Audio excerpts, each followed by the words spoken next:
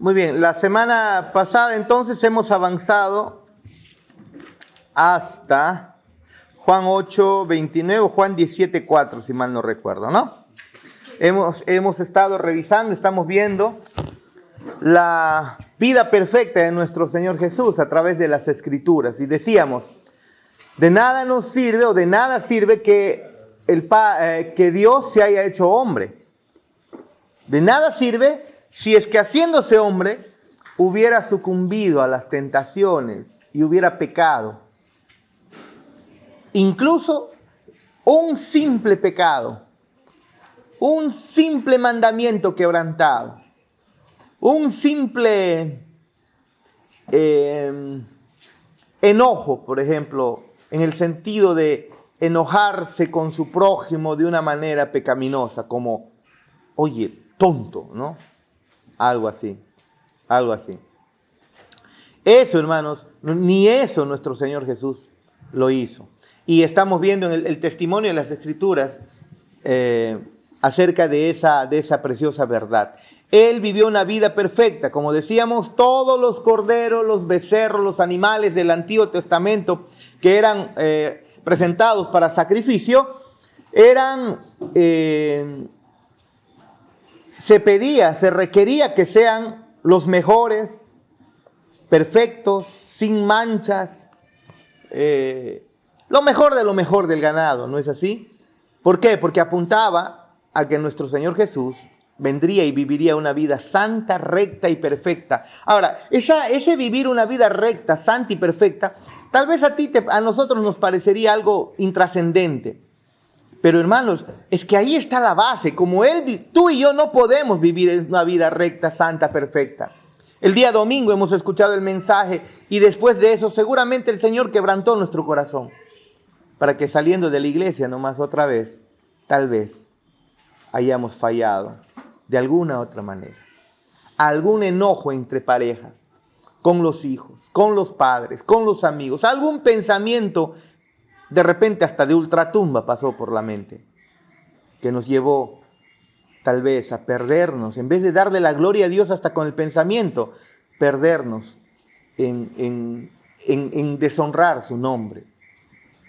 Vean ustedes, pero justamente la base de la santidad de Cristo, de la perfección de Cristo, o la vida perfecta de Cristo es la base. ¿Para qué? Para que cuando Él murió en la cruz ocurrió un intercambio. Como dice el cántico, un glorioso intercambio. Un intercambio, ¿cómo así?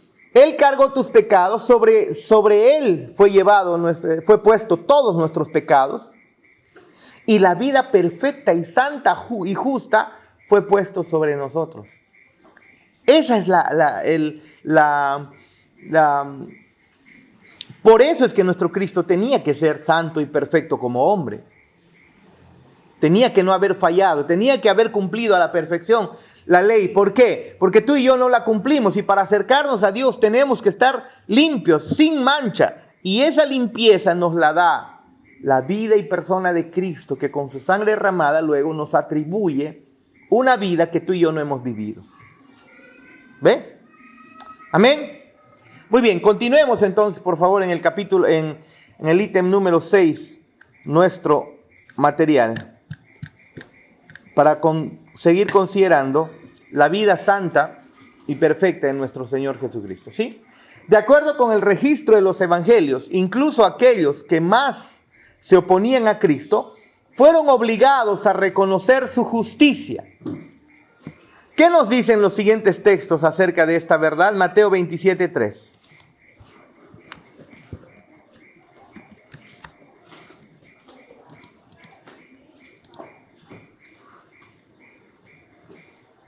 Tres al 4. Escuchen lo que dice.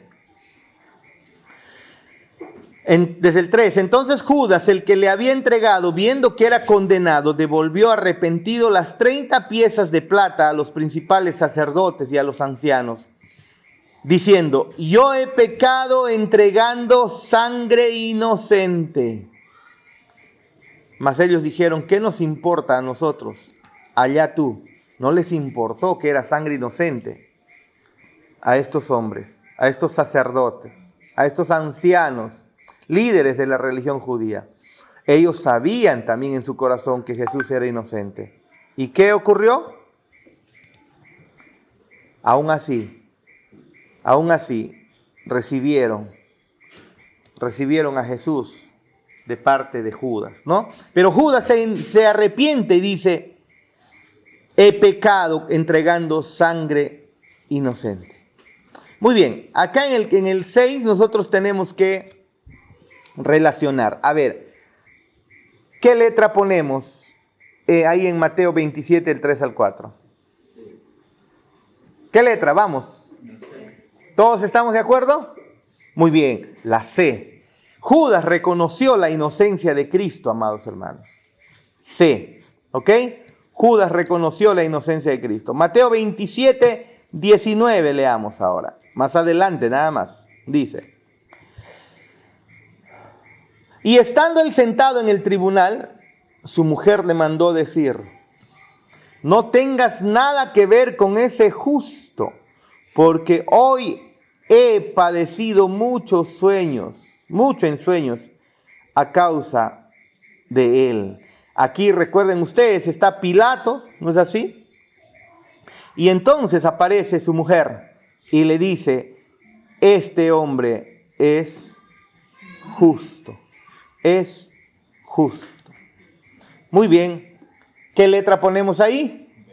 B. La esposa de Pilato llamó a Cristo un hombre justo. Ahora, espérense, miren ustedes, todo esto que está aconteciendo y que está quedando registrado, está siendo guiado por el Santo Espíritu, no se olviden. El Santo Espíritu, el Espíritu Santo está llevando a que estas personas hablen estas cosas y luego pues los autores lo escuchen, lo vean, lo recojan, lo reciban y luego lo escriban. ¿Ok? Entonces aquí no solamente tenemos el testimonio de Judas, lo que también tenemos es el testimonio de ¿quién? O de Judas o de la esposa de Pilato, sino del mismo Espíritu Santo. No se olviden, por favor, ¿sí? Muy bien, sigamos. Mateo 27, del 23 al 24. A ver, dice, y el gobernador les dijo, pues qué mal ha hecho, pero ellos gritaban aún más diciendo, sea crucificado. Viendo Pilato que nada adelantaba, sino que se hacía más alboroto, tomó agua y se lavó las manos delante del pueblo diciendo, inocente soy yo de la sangre de este justo. ¿Qué letra ponemos ahí? Pilato no encontró culpa en Cristo y lo llamó, ¿cómo lo llama? Justo. Miren, el testimonio de las Escrituras, Lucas 23, 4 es semejante. El testimonio de las Escrituras es que es convincente. No solamente le están llamando justos sus discípulos después de su resurrección. Aquí son personas fuera de la fe que lo están llamando justo. Y por último, pues Lucas 23, 47. Lucas.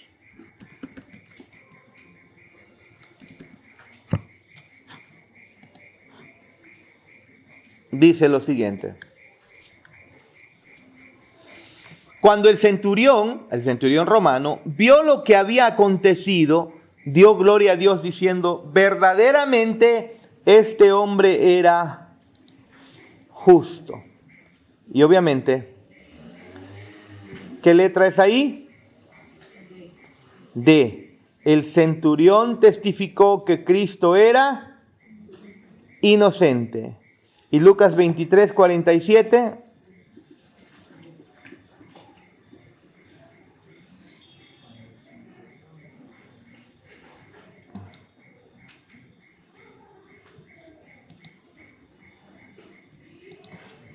Dice el texto. Bueno, es el mismo, perdón, al revés, estoy yo al revés. Es Lucas 23, 39 al 41. Primero lo que teníamos que leer. Primero teníamos que leer Lucas 23, 39 al 41. Y uno de los malhechores que estaban colgados le injuriaban diciendo, si tú eres el Cristo, sálvate a ti mismo. Y a nosotros, respondiendo el otro, le reprendió diciendo, ni aún temes tú a Dios, estando en la misma condenación. Nosotros a la verdad justamente padecemos porque recibimos lo que merecieron nuestros hechos, mas ningún mal hizo. Ahora es ¿quién? El ladrón que vio a Cristo,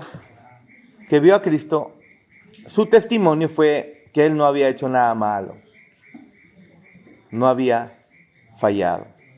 ¿Ok? Y el último, pues, que el centurión testifica que Cristo era inocente. ¿Sí? Entonces, ¿cómo va? La primera es C. La segunda es B. La tercera es E. Cuarta A. Y el último B. Muy bien. 7. 7. 2 Corintios 5:21.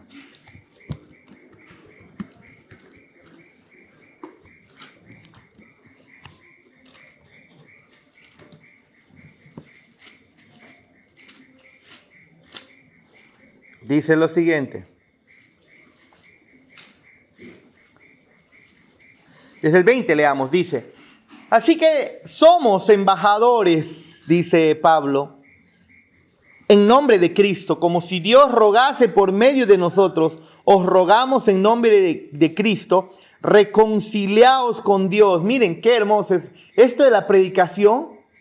Cuando nosotros predicamos, es Dios rogando a través de nosotros. Reconcíliate con Dios, reconcíliate con Dios. Esa es la función del predicador, ¿se dan cuenta? Esa es la función del predicador. Rogamos en nombre de Cristo. Es Dios rogando a través de nosotros, en el nombre de Cristo. Reconcíliate con Dios. ¿Ve?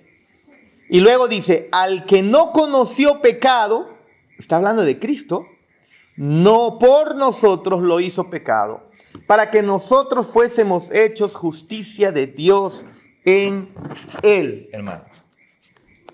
Hermanos, esto es hermoso si se dan cuenta. Porque no hay ningún segundo de nuestras vidas en el que nosotros no estemos quebrantando la ley de nuestro Dios. No hay ningún solo segundo. Nosotros estamos aquí de repente concentrados, deseosos, animosos de escuchar la enseñanza y de quebrantar nuestro corazón a estas verdades que aprendemos. Pero sí o no que nuestras mentes no están del todo enfocados y a veces estamos pensando, creo que dejé mi toalla tendida, lo puse a secar o no, ¿te acuerdas de una ofensa de un vecino? ¿Qué sé yo? Aunque pudieras estar pensando en cosas no necesariamente malas, no estamos dándole la gloria a Dios como debiera. No hay ser humano en la tierra que pueda cumplir el mandamiento de Dios de honrarle, amarle, obedecerle y vivir para la gloria de su nombre y amarle a Dios por sobre todas las cosas. No hay ningún ser humano que pueda hacer eso, hermanos. No lo puede hacer debido a que todavía habitamos en este cuerpo, en esta carne, en este cuerpo o esta carne que es susceptible al pecado. Le encanta el pecado. Nos encanta el pecado. A la carne estoy diciendo, no a nuestro espíritu. En nuestro espíritu lo aborrecemos. En el pasado no era así. En el pasado no teníamos ningún problema con fallar, con pecar, qué sé yo, unas chelitas, como dicen por ahí, una canita al aire, qué sé yo, no sé, cualquier cosa. Algo ilegal, paraba el policía, ya 10 soles te doy, no pasa nada, ¿no? Ahora, incluso si es que alguien creyente se siente tentado a hacerlo, el Espíritu Santo le lleva a tener dolor en el corazón. Ya no es como antes. En el pasado, pues no pasa nada. Ahora duele, ¿no es así? Ahora duele, pero todavía fallamos, pues. Fallamos. Pero las Escrituras enseñan que Cristo, en cambio, no lo hizo. Al que no conoció pecado, Él nunca pecó. Por nosotros el Padre lo hizo pecado. ¿Para qué? Para que nosotros fuésemos hechos justicia de Dios en Él. Hermoso, hermanos. una justicia que no es tuya, una rectitud que no es tuya. Es decir, se nos ha dado una santidad, una rectitud, una justicia por gracia. Tú no has vivido la vida perfecta y santa, pero déjame decirte, si vas a tener comunión con Dios, no hay otra manera de acercarte delante de Él, a no ser que no tengas ni un solo pecado. No hay manera. Recuerden lo que significaba todos los sacrificios del Antiguo Testamento. Te acercabas al altar, le entregabas al sacerdote. ¿Y qué le entregabas? Tu ofrenda. Esa ofrenda tenía que morir, tenía que derramar su sangre y morir, ser quemado por completo, representando que tú eras ese animal inocente. Debías ser en realidad tú quien eres el culpable. Debías ser consumido por la justicia, por la furia, por la santidad de Dios, por la rectitud de Dios, por su justicia, por su ira santa. Debieras tú ser consumido completamente. Todos esos sacrificios apuntaban a que tú eras el culpable. ¿No es así? Tú y yo somos culpables. Pero cuando el sacerdote, y les decía anteriormente, cuando el sacerdote ponía su mano sobre el animal, sobre la ofrenda tuya, o sobre la ofrenda del pueblo, y luego ponía su mano sobre ti, simbólicamente lo que estaba haciendo es transferir tu pecado, tus pecados al animal, y la inocencia del animal para ti. Y por eso tú dejabas al animal, el animal moría, el animal era consumido, y tú salías del tabernáculo o del templo, ya para los tiempos de Salomón el templo, ¿no? Salías del tabernáculo en los tiempos de Moisés y hasta que se construyó el templo, pero salías y te ibas a tu casa y regresabas a tu casa. El animal quedaba muerto. ¿Ve? Pero ahí había un intercambio. Ahora, no era tu pecado, pues, verdaderamente eliminado, ¿no? Porque bien claro dice las Escrituras, la sangre de los toros, de los animales en el Antiguo Testamento no quitó ni un solo pecado. Solamente era un acto simbólico en el cual tú lo hacías teniendo en cuenta que Dios en el futuro enviaría un sustituto por ti. Eso tenían que entender los israelitas. Ellos tenían que ver que en el futuro Dios enviaría a alguien que tome nuestro lugar. Eso tenían que entender.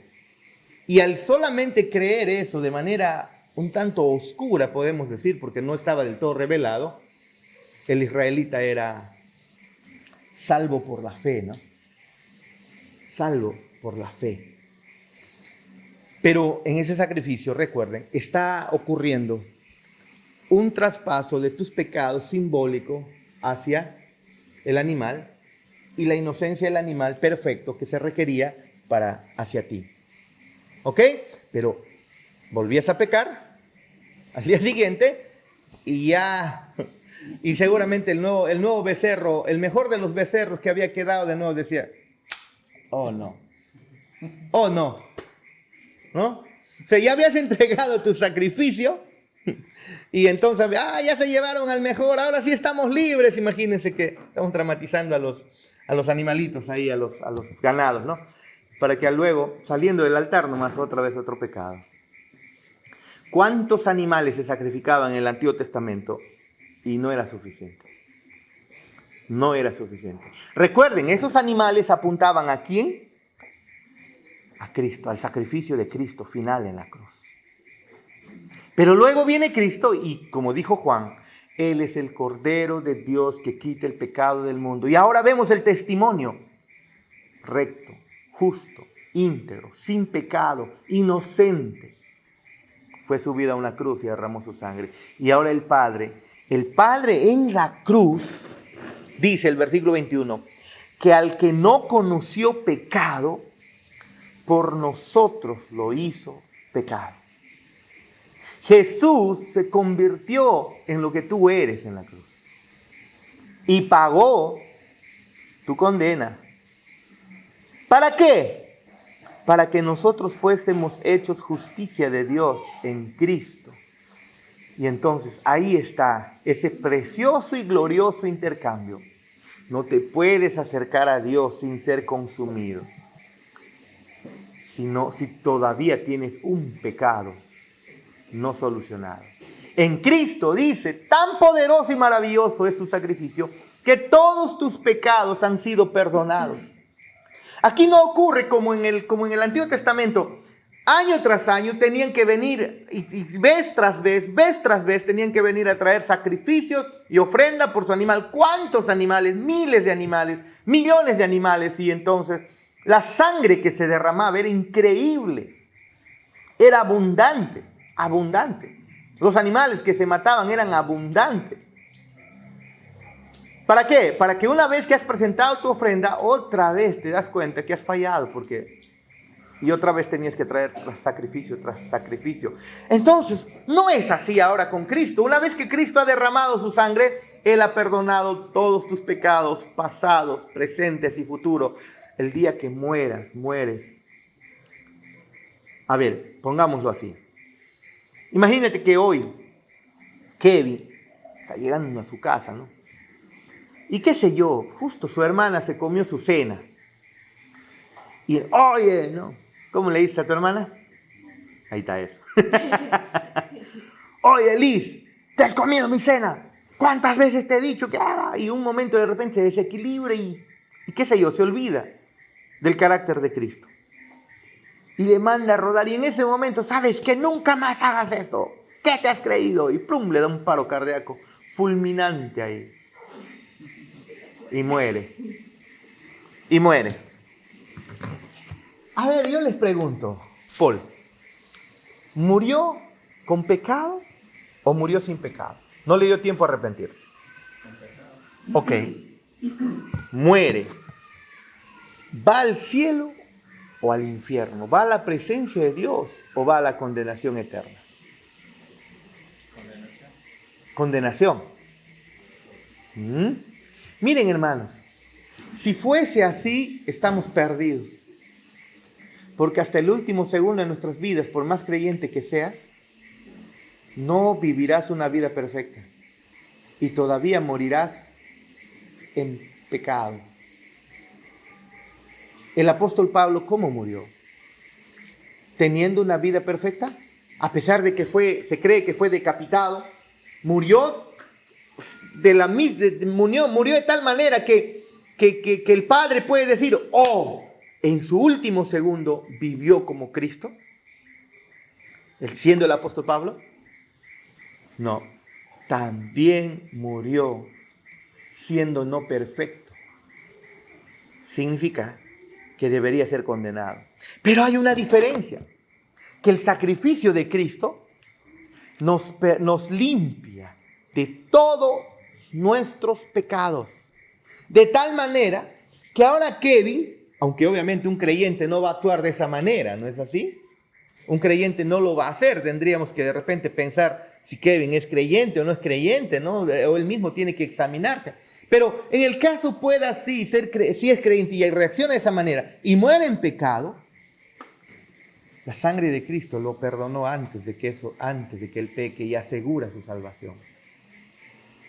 Muere y nos encontramos con Él en la eternidad. Porque en la cruz, la vida perfecta de Cristo se te cargó a la cuenta. Al que no conoció pecado, ¿qué dice el texto? Por nosotros se hizo pecado. Él no pecó. Tú sí. Y la Biblia dice que Cristo se convirtió en el objeto de la ira de Dios, aunque no pecó. Dice el texto que por nosotros el Padre lo hizo pecado, cargar todas nuestras iniquidades. Y entonces ahora entiende usted por qué el Padre dice en la cruz, Jesús en la cruz dice, Padre, Padre, ¿por qué me has abandonado? El Padre abandonó a su Hijo en la cruz. ¿Tú quieres saber cuán terrible es un solo pecado? Solo mira la cruz. El Padre abandonó a su Hijo en la cruz. porque cargó tus pecados. Y así haya cargado uno solo, pero estoy seguro que obviamente no tenemos uno solo. Tenemos miles. Cargó nuestros pecados. Dime, Cristian. ¿Puedes explicar un poco sobre el abandono del Padre al Hijo? ¿Puedes detallarse un poco para entenderlo un poco? Allá, sobre el abandono del Padre al Hijo. ¿Se acuerdan que yo les he leído en el Salmos, otra vez, a ver, por si de repente no lo recuerdan?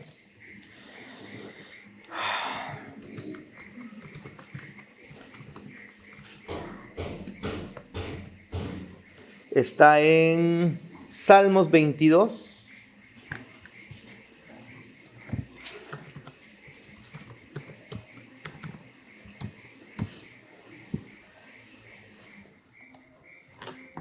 En el primer discipulado, lo que nosotros hemos aprendido es que nuestro Dios es, una de las cosas que hemos aprendido de su persona es que Él es santo.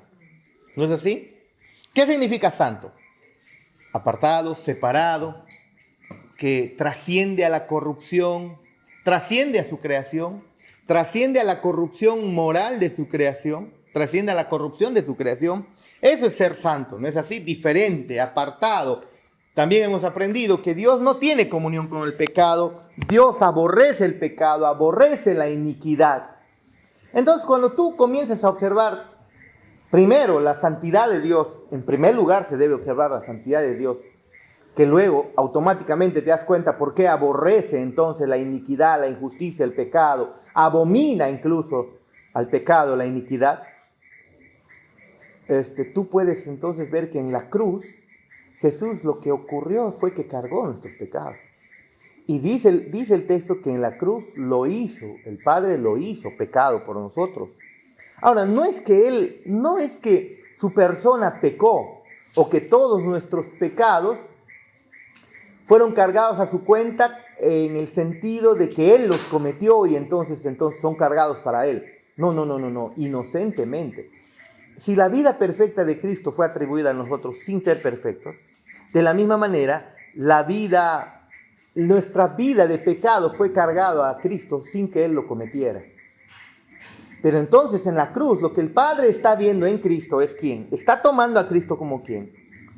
Como aquel que está cargando el pecado, se está convirtiendo en el objeto de la ira de Dios, pecado. ¿Y qué hace Dios con el pecado, Cristian? ¿Acaso no lo aborrece?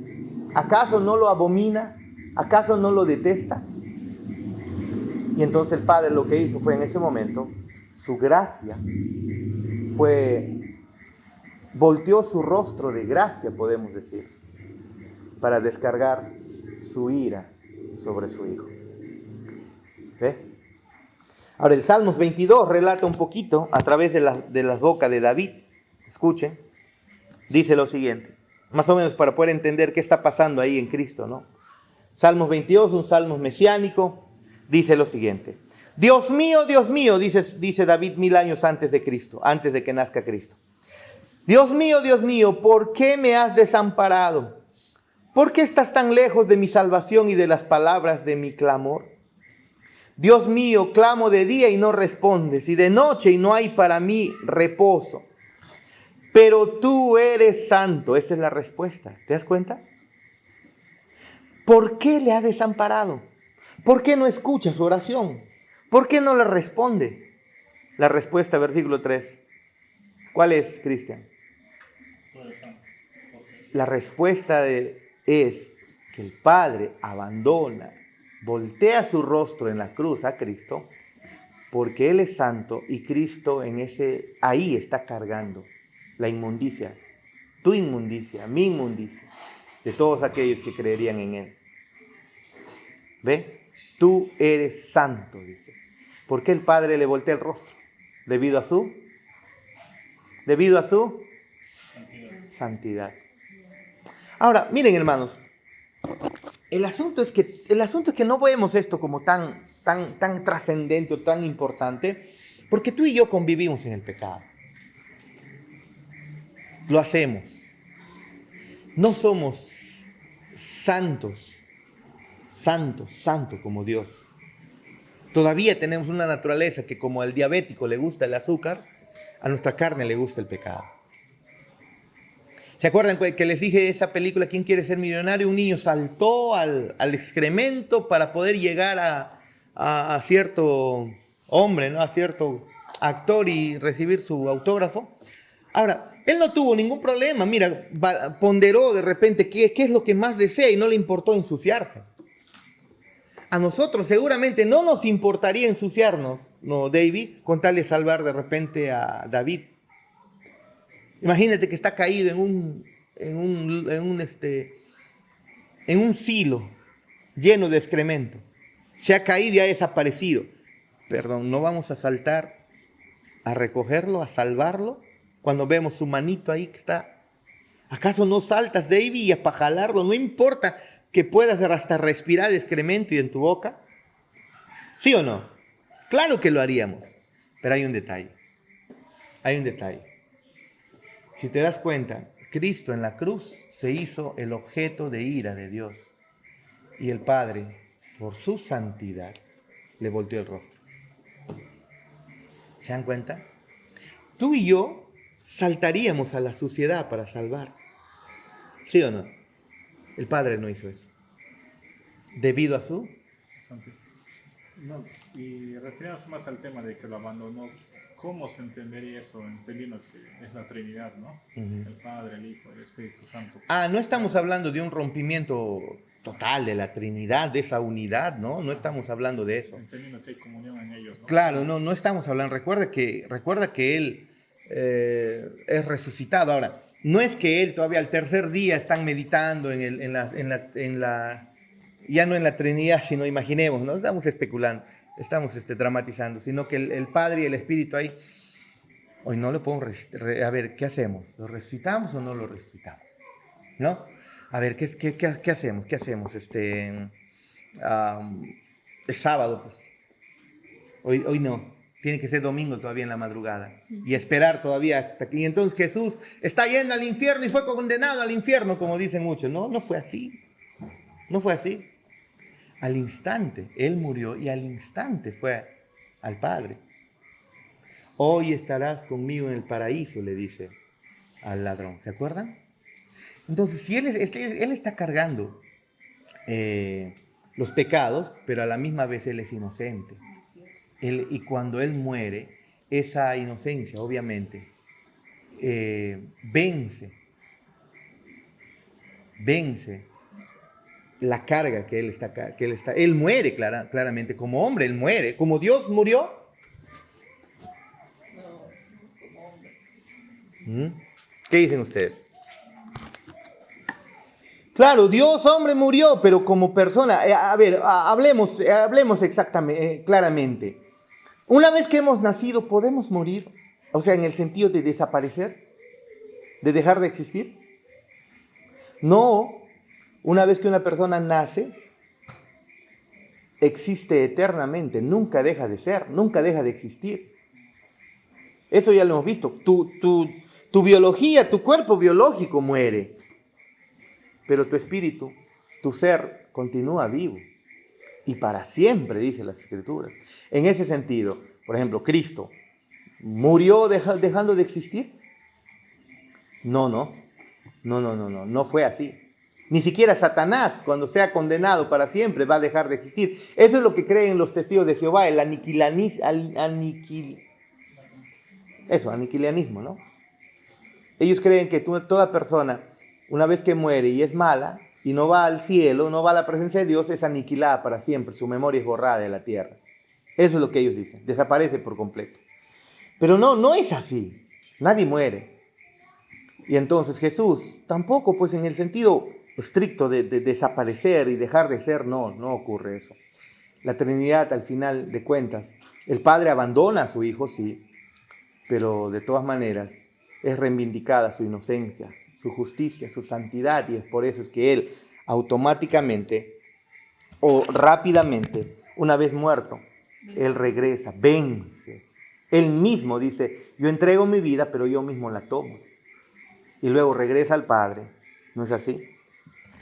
Pero el Padre, de todas maneras, a Cristo, ahí en ese momento en el que Cristo está en la cruz, obviamente le volteó el rostro, porque le permitió pasar lo que pasó, ¿no? Y es la encomienda que él tenía. ¿Amén? ¿Amén? ¿Sí? Sigamos. Hebreos 4:15.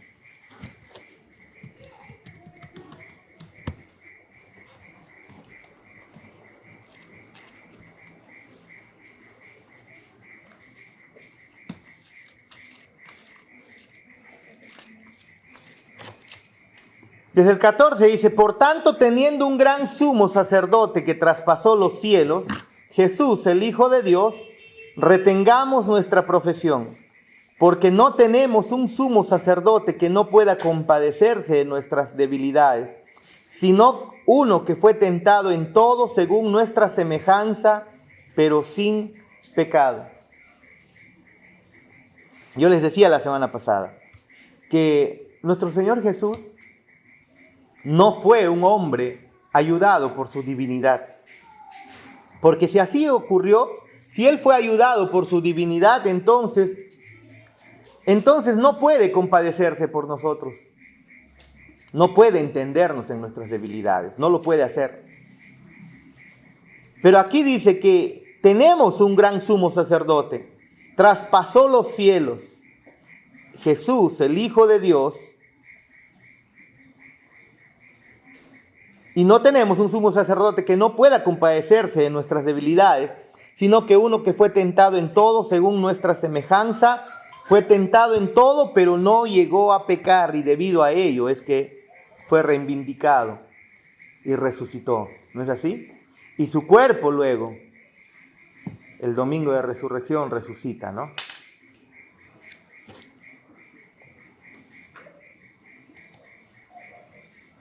¿Puede al final de cuentas la Trinidad romperse? Creo que por ahí iba tu pregunta, ¿no? ¿La Trinidad al final de cuentas puede romperse? No, sé que no. Por eso quería entender más. Obviamente que no, pues. Porque entonces, si la Trinidad se rompe, en un punto de la historia es rota la Trinidad, entonces Dios ya no es Dios. ¿Sí o no? Porque la base de la Trinidad es que es tres personas, pero un solo Dios.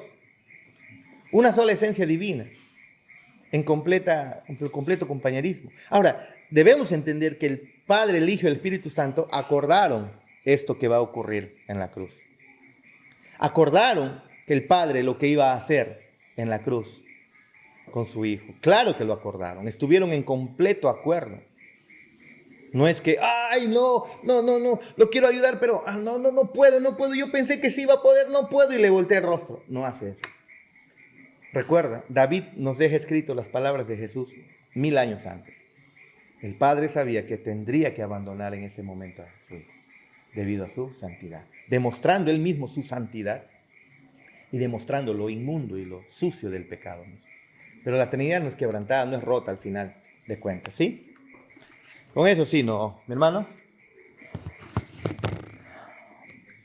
Leamos la nota.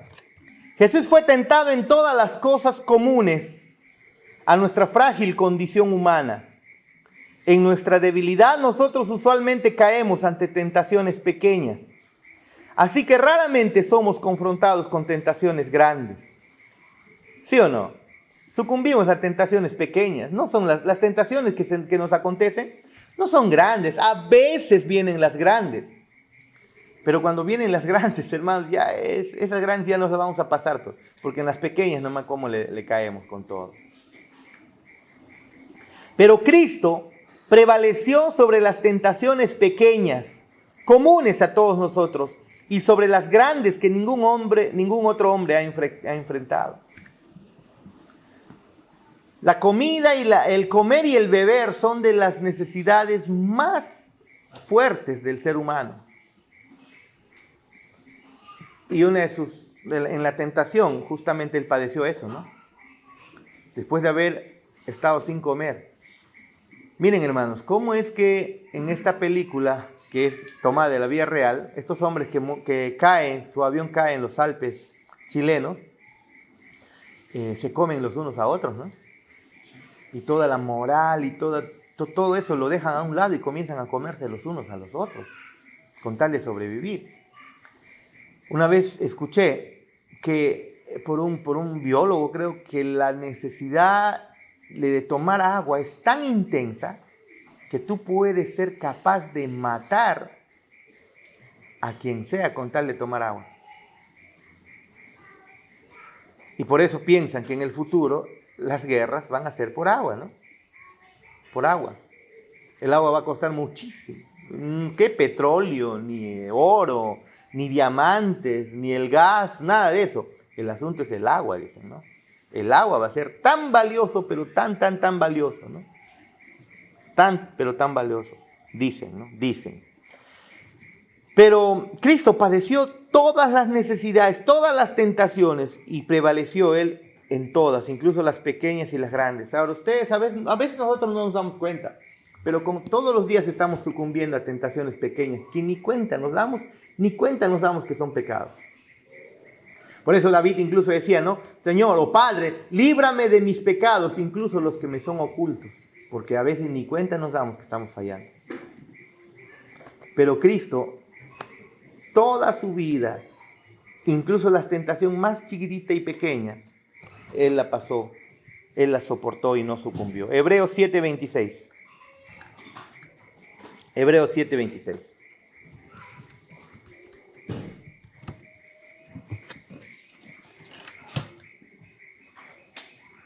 Dice lo siguiente. Porque tal sumo sacerdote nos convenía. Claro que sí. Los sacerdotes del Antiguo Testamento, al final de cuentas, por más dedicados que estaban a la vida espiritual, igual tenían pecados. Mira nomás a Elí en los tiempos de Samuel. ¿No es así? Mira al mismo Samuel nomás. En 1 Samuel.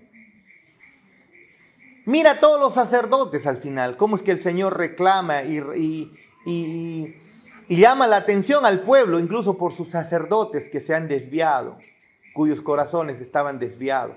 Y por constantemente se llamaba al arrepentimiento, no solamente al pueblo, hermanos. Cuando los profetas llamaban al arrepentimiento, al pueblo de Israel, a Judá, a Israel, llamaba al arrepentimiento incluidos sus sacerdotes. Porque habían profanado el sacerdocio incluso. Pero aquí dice, porque tal sumo sacerdote, es decir, Cristo. Pero para que lo entiendan, por favor, esto viene desde antes, por favor. Desde el versículo, en realidad tendríamos que ver desde el versículo 1, pero vamos a ver desde 22. Por tanto, Jesús es hecho fiador de un mejor pacto. Y los otros sacerdotes llegaron a ser muchos debido a que por la muerte no podían continuar. Los sacerdotes morían y eran suplantados. Algunos incluso en pecado morían y tenían que ser suplantados pronto. Mas o sea Jesús, por cuanto permanece para siempre, tiene un sacerdocio inmutable, incambiable. Nadie lo va a reemplazar, ¿te das cuenta? Por lo cual puede también salvar perpetuamente a los que por él se acercan a Dios, viviendo siempre para interceder por ellos. Su vida santa, recta y justa fue reivindicada. Él volvió al seno de su Padre y ahora está, dice, intercediendo por nosotros para siempre como nuestro sumo sacerdote. Eso es lo que hacía el sacerdote, intercedía por el pueblo. 26. Porque tal sumo sacerdote no nos convenía que continuara un sacerdocio humano, normal. Se requería que sea el mismo Dios. Porque tal sumo sacerdote nos convenía santo, nos convenía santo porque los sacerdotes no lo eran y morían constantemente. Inocente, los sacerdotes no lo eran. Por eso se requería constantemente más sacrificios. Sin mancha, apartado de los pecadores y hecho más sublime que incluso los cielos. Es decir, santo. Es decir, Dios. Que no tiene necesidad cada día como aquellos sumos sacerdotes de ofrecer primero sacrificio por sus propios pecados. Si usted recuerda la ley de Moisés, el sacerdote antes de ofrecer sacrificio por el pueblo, el sacerdote ofrecía sacrificio por sus propios pecados. Y él dice, no tiene que hacer eso. ¿Por qué, Paul? Porque no No pecó. No pecó. ¿Ve? No tiene necesidad cada día como aquellos sumos sacerdotes de ofrecer primero sacrificios por sus propios pecados y luego por los del pueblo, porque esto lo hizo una vez para siempre, ofreciéndose a sí mismo. Porque la ley constituye sumos sacerdotes a débiles hombres, pero la palabra del juramento posterior a la ley, al Hijo hecho perfecto para siempre, hermanos. He ahí la base de tu salvación, la base de la seguridad, hermano, la seguridad de tu salvación. He ahí, David, que ahí está la base del por qué jamás perderemos la salvación. Porque vivió una vida perfecta y nos la imputó para siempre. Y ahora está al lado del Padre, intercediendo por nosotros para siempre, como ese sumo sacerdote. ¿Y con qué intercede? Esto es lo hermoso. ¿Con qué intercede delante del Padre? Con su propia vida que fue entregada por nosotros. Si en el Antiguo Testamento se salvaban viendo oscuramente al Mesías en el futuro, solo por la fe, antes de que Él venga, creyendo en el Mesías, se salvaban. ¿Cuánto más ahora, hermanos, que creemos, ya teniendo la revelación total de la palabra, seremos nosotros guardados para siempre? Si están guardados los del Antiguo Testamento, ¿cuánto más nosotros, hermanos? ¿Puede tu salvación ser quitada? ¿Puede un pecado tuyo quitarte la salvación? No estoy diciendo que tengas licencia de pecar como te da la gana. Estoy diciendo, al final de cuentas, puede de todas maneras tu pecado alguno ponerte en tal condición de peligro que pierdas la vida eterna. No, jamás. Eso no ocurre. Lo que puede ocurrir es que nuestro Dios aquí nos jalará de la apatía, por así decirlo, ¿no? En este mundo obrará, nos disciplinará, eso sí, pero de ahí a quitarnos la vida eterna. Nos disciplinará para volver a sus caminos, para volver a lo correcto, pero de ahí a quitarnos la vida eterna, no, debido a que su Hijo fue quien murió por nosotros y su vida perfecta nos la imputó. Amén, hermanos. Amén. Entonces, cuando morimos, no morimos con pecados, sí, pero con pecados perdonados. No te olvides de eso. Y el Espíritu Santo de nosotros nunca se va. Jamás se va. ¿Por qué algunos creen que su salvación se pierde? ¿Por qué algunos creen que su salvación se pierde? Porque cogen un texto que dice, cuida tu salvación con temor y temblor. ¿Han escuchado ese texto, no? ¿Qué es lo que ellos dicen? Entonces si tienes que cuidarla es porque la puedes perder. Pero no te está diciendo ahí que lo puedes perder. Porque Jesús mismo dice, nadie les arrebatará de mi mano. Los textos son abrumadores respecto a la seguridad de nuestra salvación. Hay algunos otros textos que tienen que ser interpretados a la luz de los otros, como estamos aprendiendo en la escuela de maestros, ¿se acuerdan? Entonces no puede ocurrir que Jesús diga, nadie los arrebatará de mi mano.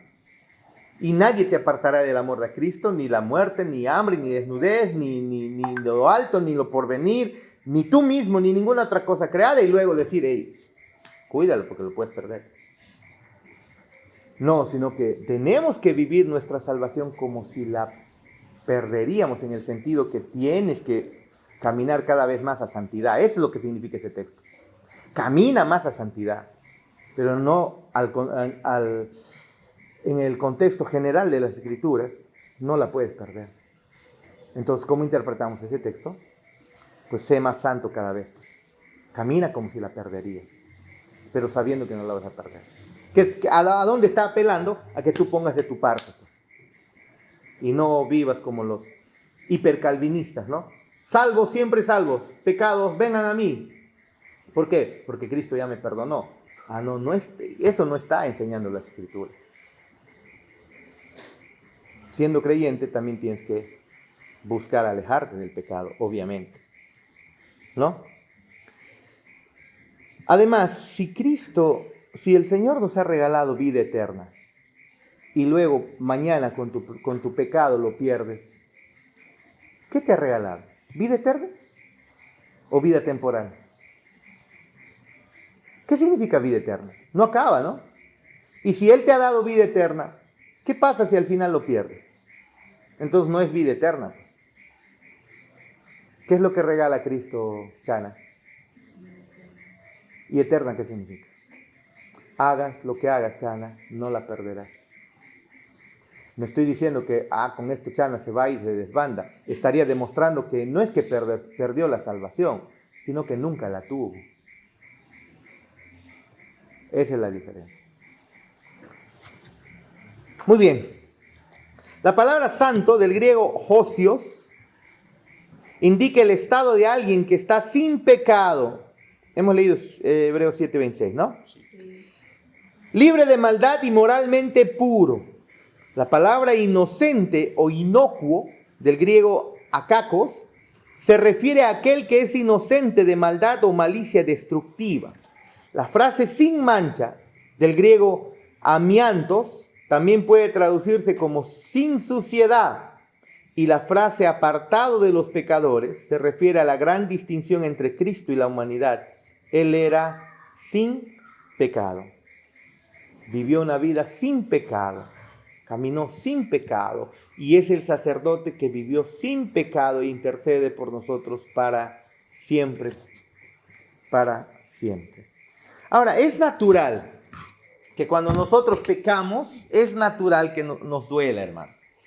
Y es natural que tú sientas en tu corazón una lejanía de la comunión con Dios, que es mal interpretado por la no abundancia de su palabra en nuestros corazones, por el desconocimiento de las Escrituras, lo interpretan como, ya me alejé de Dios, ya el Espíritu Santo se fue de mí.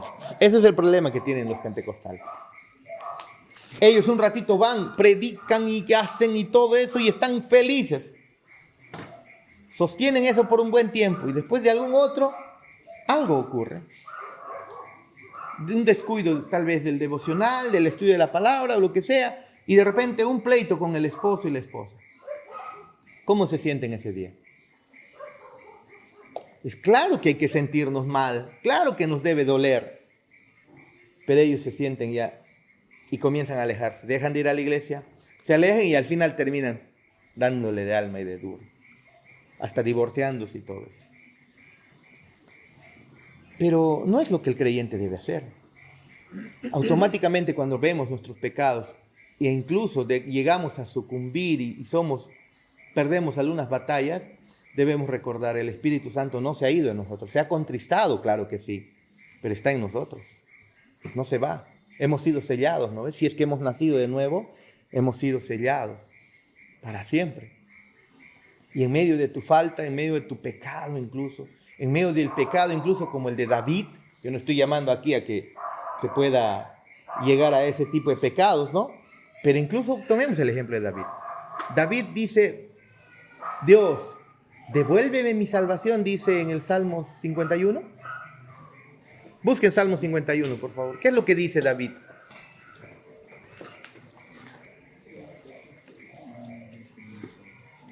Dice, oh Padre, oh Dios mío, devuélveme mi salvación, dice.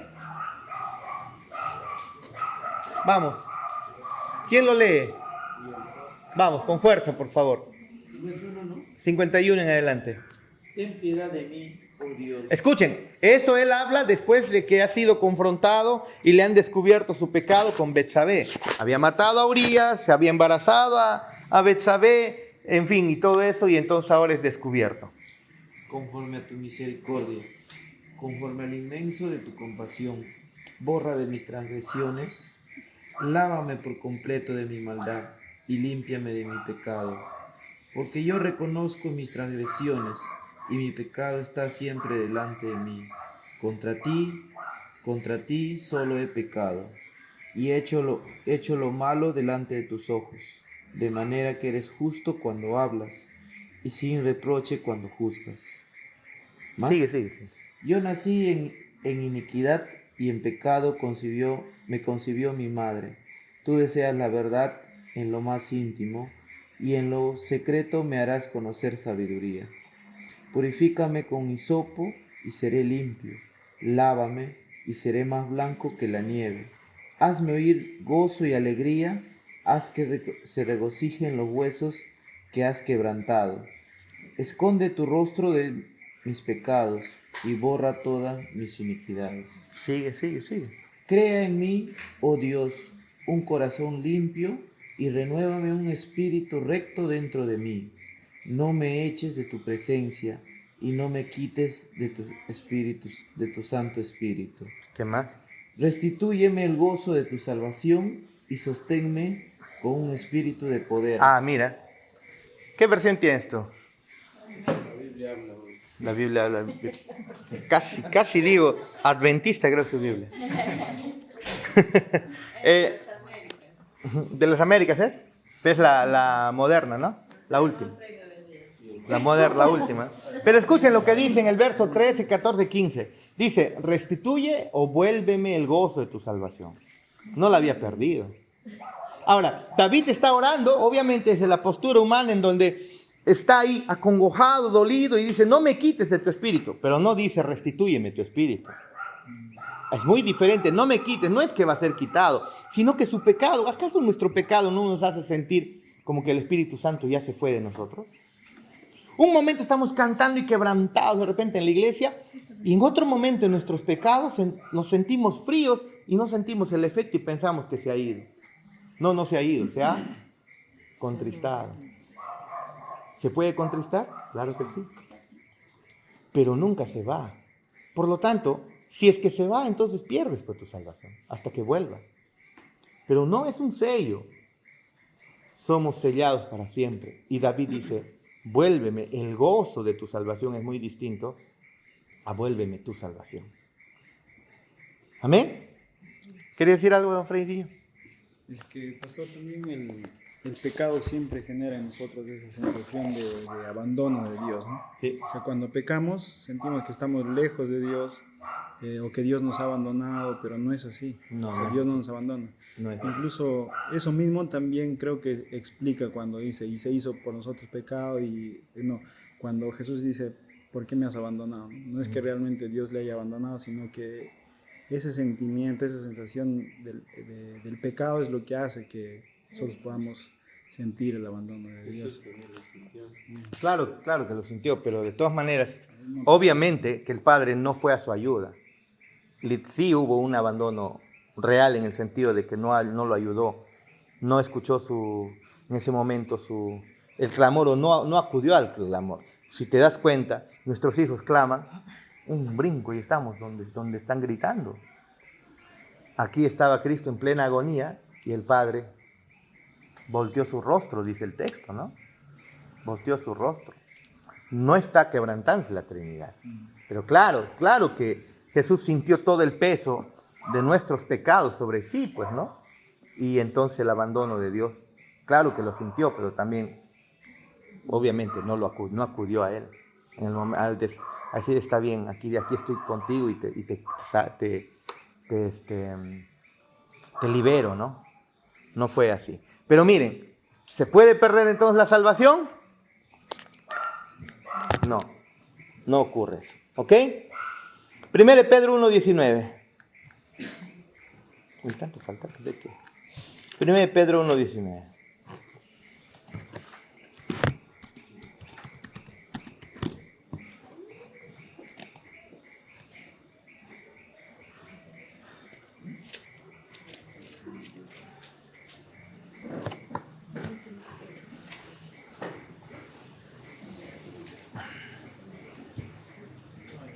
Y el 18 dice, sabiendo que fuisteis rescatados de vuestra vana manera de vivir, la cual recibisteis de vuestros padres, no con cosas corruptibles como oro o plata, sino con la sangre preciosa de Cristo, como de un cordero sin mancha y sin contaminación, ya destinado desde antes de la fundación del mundo, pero manifestado en los postreros tiempos por amor a vosotros. Claramente el texto nos está diciendo que Cristo es un cordero sin mancha y sin defecto, preparado desde antes de que el universo sea creado. La sangre de Cristo era preciosa porque Él era el Cordero sin mancha y sin contaminación. La frase sin mancha del griego anomos denota aquello que no tiene falta ni culpa. Amomos, perdón.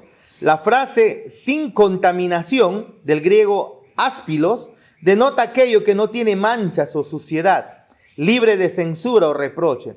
De acuerdo a la ley, el cordero para el sacrificio tenía que ser libre de cualquier defecto, hermanos. Miren lo que dice Levíticos 22 ahí en el monte Sinaí cuando está con el pueblo de Israel.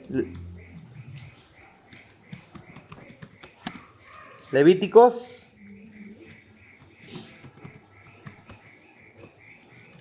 22, 20. Mi laptop a veces no quiere escribir, así que perdonen, ¿sí? Levíticos 22, 20 al 25. Dice lo siguiente. Gracias, Pri, muchas gracias. Ahora sí, Pri se va al cielo con zapato y todo. Miren, desde el 17. También habló Jehová a Moisés diciendo, habla a Aarón y a sus hijos y a todos los hijos de Israel. Son hijos, al final, descendientes de Leví, ¿no?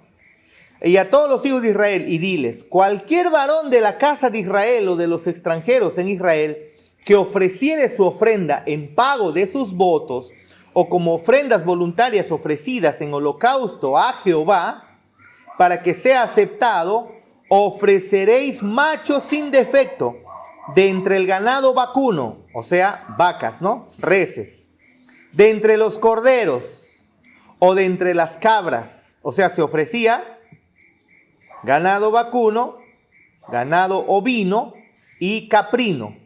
Ninguna cosa en que haya defecto ofreceréis, porque no será acepto por vosotros. ¿Se dan cuenta? Asimismo, cuando alguien ofreciere sacrificio de ofrenda de paz a Jehová para cumplir un voto, o como ofrenda voluntaria sea de vacas o de ovejas para que sea aceptado, será sin defecto. Escuchen, 22. Ciego, perniquebrado, mutilado, verrugoso, sarnoso, no nos está insultando, o roñoso, no ofreceréis estos a Jehová, ni de ellos pondréis ofrenda encendida sobre el altar de Jehová. Buey o carnero que tenga de más o de menos podrás ofrecer por ofrenda voluntaria, pero en pago de voto no será acepto. No ofreceréis a Jehová animal con testículos heridos o magullados, rasgados o cortados, ni en vuestra tierra lo ofreceréis, ni de mano de extranjeros tomarás estos animales para ofrecerlos como el pan de vuestro Dios, porque su corrupción está en ellos, hay en ellos defecto, no se os aceptarán. ¿Y por qué? Sigue, 26, y habló Jehová a Moisés diciendo, el becerro, el cordero o la cabra cuando naciere 7 días estará mamando de su madre, mas desde el 8º día en adelante será acepto para ofrenda de sacrificio encendido a Jehová. Y sea vaca u oveja, no degollaréis en un mismo día a ella y a su hijo. Y cuando ofreciereis sacrificio de acción de gracias a Jehová, los sacrificaréis de manera que sea aceptable. En el mismo día se comerá, no dejaréis de él el pan otro día, yo Jehová. Había varios tipos de sacrificios, ofrendas que se traían. Algunos se podían comer, algunos no se podían comer. Y dice, guardad pues mis mandamientos y cumplidlos, yo Jehová, y no profanéis mi santo nombre, para que yo sea santificado en medio de los hijos de Israel. Yo Jehová os santifico, que os saqué de la tierra de Egipto para ser vuestro Dios, yo Jehová. Hay muchos otros textos más pero esto es contundente. Se requerían animales perfecto. Eso se requería. ¿Ve? 1 Pedro 1:22. De esta manera el Cristo tenía que estar libre entonces de todo pecado, como muestra el texto. ¿Sí? Pueden leer números 6 al 4, 28 el 3 al 9, igualito. Es lo mismo, ¿sí? 1 Pedro 2:22.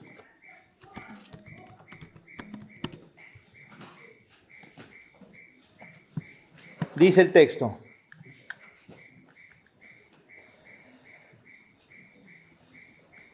Desde el 21 dice, pues para esto fuisteis llamados, porque también Cristo padeció por nosotros, dejándonos ejemplo para que sigáis sus pisadas, el cual no hizo pecado, ni se halló engaño en su boca, quien cuando le maldecían no respondía con maldición. A nosotros una mirada mala, no me haya, oye, ¿qué pasa? ¿Por qué me miras así? ¿No? Estamos reaccionando ya.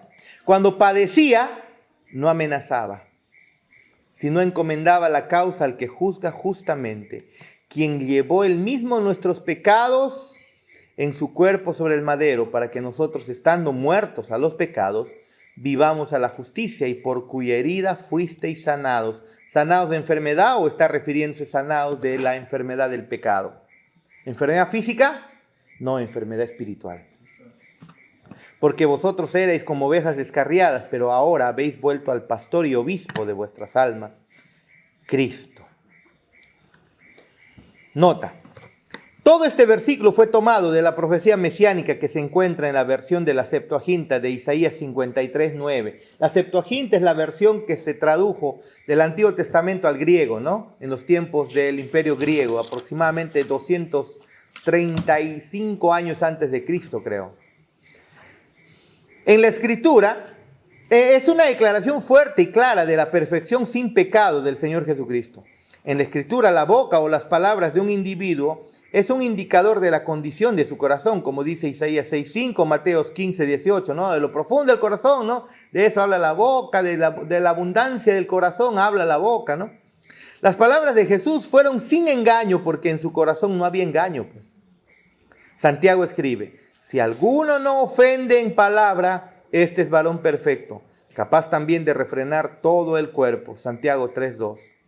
La lógica es simple. Jesús no ofendió en lo que dijo porque Él era perfecto. Si la gente se ofendió, no fue porque Él los quería pecaminosamente ofender, como a veces nosotros hacemos, mandamos una indirecta, ¿no? Y ofendemos. Cristo no hizo eso. Primera de Juan 3:5.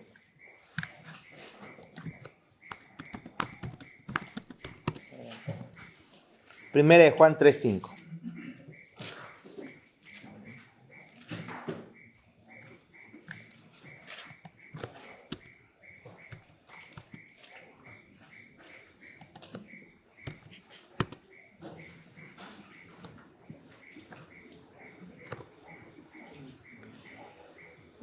Y sabéis que Él apareció para quitar nuestros pecados, y no hay pecado en Él. Escuchen, ¿eh? Desde el 4 mejor leamos, por favor, ¿sí? O desde el 1, es hermoso es desde el 1. Mirad cuál amor nos ha dado el Padre. Aquí este mirad es una expresión de un asombro increíble del apóstol Juan. ¡Wow! Está diciendo, miren cuál amor nos ha dado el Padre, para que seamos llamados hijos de Dios. Por esto el mundo no nos conoce, porque no le conoció a Él. Amados, ahora somos hijos de Dios, y aún no se ha manifestado lo que hemos de ser, pero sabemos que cuando Él se manifieste seremos semejantes a Él. Pablo nos dice que no somos perfectos, pero Él ha prometido y nos perfeccionará, ¿no? Porque le veremos tal como Él es, y todo aquel que tiene esta esperanza en Él se purifica a sí mismo, así como Él es puro. Es decir, no se queda en lo mismo, ¿no? Todo aquel que comete pecado infringe también la ley, pues el pecado es infracción de la ley. Y sabéis que Él apareció para quitar nuestros pecados, y no hay pecado en Él. Todo aquel que permanece en Él no peca. Todo aquel que peca no le ha visto ni le ha conocido. Hijitos, nadie os engañe. El que hace justicia es justo, como Él es justo. Pregunta. Mira lo que está diciendo, ¿ah? El 6, todo aquel que permanece en Él no peca. Todo aquel que peca no le ha visto ni le ha conocido. Ahora levanta la mano. ¿Has pecado hoy día? ¿Pero qué dice el texto? Si has pecado, ¿qué dice? No le conoces. Ya estamos en serios problemas. Parece que hay contradicción, ¿sí o no? Pero el asunto está que sigamos leyendo, versículo 8. Aquí está el asunto. El que practica el pecado es del diablo, porque el diablo peca desde el principio. Para esto apareció el Hijo de Dios, para deshacer las obras del diablo. Todo aquel que es nacido de Dios, aquí está el asunto. No se trata de no pecar, se trata de no practica el pecado. Porque la simiente de Dios permanece en él y no puede pecar porque es nacido de Dios. En esto se manifiestan los hijos de Dios y los hijos del diablo. Todo aquel que no hace justicia y no ama a su hermano no es de Dios. Entonces, miren, nuestro Señor Jesús vino y vivió una vida sin pecado para que entonces su limpieza, su perfección se nos sea atribuida a nosotros. Y ahora el apóstol Juan dice, pero no te olvides, todo aquel que peca es del diablo. Entonces tú lo eres. No, más adelante está la aclaración. Se trata de práctica de eso. Yo siempre he hecho este ejemplo, ¿no? Si tú me pones a jugar fútbol con Kevin, van a ver la diferencia. ¿Quién practica pecado? ¿Quién practica fútbol y quién no? Se van a dar cuenta quién practica fútbol y quién no. Si me ven, se van a dar cuenta clarito. Kevin practica el fútbol. Yo no practico. Pero alguna vez en estos últimos meses, si han ido a ver algún partido mío, he hecho algunos buenos goles. Pero sigo jugando mal. Me he llevado a algunos y he hecho algo lindo a algunos. Pero sigo sin jugar como Kevin. Kevin es constante. Kevin es, tú le pones a jugar todos los días y te va a rendir. Le pones a mí, hay días que la hago linda. Hay días, hermanos, que si no fuera pastor me estarían hasta no sé qué. Es la verdad. Es la verdad. Una vez me fui a jugar queriendo, pues, después que regresé de Lima, ¿no? Hice un ejercicio, me hice médico, me fui buscando jugar fútbol, ¿no? Un lunes, martes, creo, a las 4 de la tarde, por Playa Tingo, no hay nadie. Pero estaban a las 5 fueron los de Payaso, ¿no? Los taxistas. Me ven yo con una pelota que llevo. Oye, tío, ¿juega? Me dice. Y ya, pues yo ya no juego. Y como tenía pelota, el primer balón que me llegue, incluso yo todavía les digo, ¿saben qué? Yo no voy a correr, ¿no? Miren, ustedes solo esperen arriba, yo les voy a hacer el pase de donde sea. Todo yo, ¿no? Me lleva una pelota y en la primera me gana un chibolo y me mete el cuerpo y me gana y gol. En la primera pelota. Me insultaron. Se acordaron de mi mamá, de mi papá, de mi abuelito y de todos. Hermanos, hay una diferencia cuando alguien practica y cuando alguien no. Tú y yo pecamos. La pregunta es, ¿practicas el pecado? ¿Es una práctica constante que es habitual, natural, normal? ¿O ya hay dolor en el corazón y se va quitando? Esa es la diferencia. Pero recuerda que cuando todavía encuentres pecados en ti, todavía puedes volver a Cristo. Porque Él, por su vida recta, santa y perfecta, te atribuyó a ti y a mí esa perfección que tú no la puedes vivir. Y entonces, el día que fallaste, el día que de repente Chana le miró a David, ¿qué te has creído? ¿No? Te voy a meter al horno como pollo a la brasa, te voy a hacer. Ese día, ella puede arrepentirse, claro que sí. Puede venir al Señor a arrepentirse y pedir perdón a su esposo. Claro que la relación va a tomar su tiempo para que otra vez vuelva normal, ¿no? Pero esos son los efectos, pues, de actuar mal. Pero va a tener que pedir perdón y otra vez al Señor y otra vez no tiene por qué decir, no, tengo que volver lentamente. No. El corazón entiende, fue por Cristo, no por mí. Camino como perdonado, no como alguien que todos los días nos está perdonando recién para salvación. Nos perdona para comunión, tenemos que venir a pedir perdón diariamente para continuar nosotros disfrutando de la comunión con Él, pero no es para salvación, no se olviden. La salvación la recibiste una sola vez y para siempre. Cuando tropiezas, levántate. No te quedes ahí mismo. Nota, Cristo no conoció pecado. Nos dice 2 Corintios 5:21. Y no había en Cristo pecado. 1 Juan 3:5. No conoció pecado y no había pecado, hermano. Y por eso es que tú y yo podemos acercarnos al Padre confiadamente al trono de su gracia todos los días. Habrán días en donde tú la batalla ganaste, pero habrá días en donde tal vez perdiste. Pero sus misericordias se renuevan cada mañana, no te olvides. Amén.